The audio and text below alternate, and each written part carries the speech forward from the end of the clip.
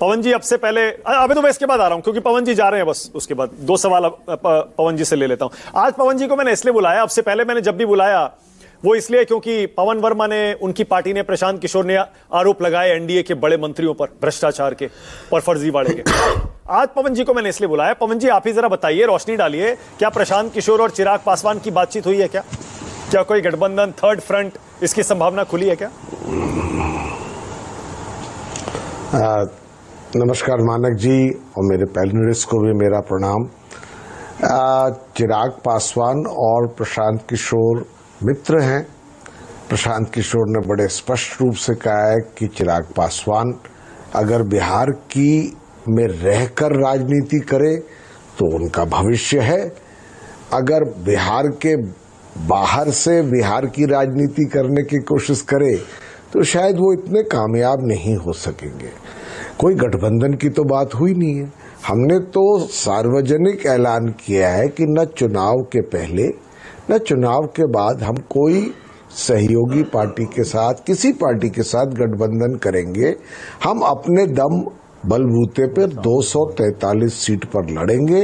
हमारी सूची कैंडिडेट्स की संभवतः कल तक निकल जाएगी।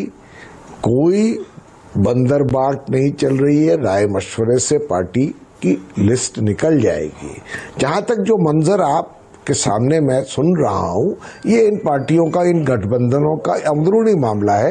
मैं उस पर क्या ही टिप्पणी करूं, सिर्फ इतना कह सकता हूं, वही पार्टी, वही चेहरे, वही सीटों पर घमासान, वही ज्यादातर मैं देख रहा हूं विषय विहीन राजनीति, वही सत्ता की लड़ाई। और इसी संदर्भ में तो आज जनसुराज और प्रशांत किशोर एक ठोस विकल्प के किरदार में उभरे।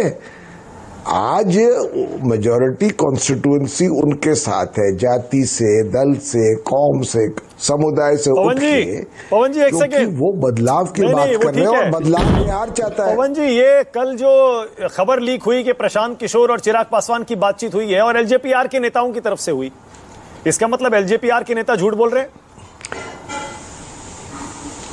मैं आपको स्पष्ट रूप से बता रहा हूं राष्ट्रीय प्रवक्ता के रूप में कि कोई गठबंधन की चिराग पासवान से बातचीत नहीं हुई है। जो प्रशांत किशोर ने चिराग पासवान के बारे में कहा और जो उनका बड़ा दिल है,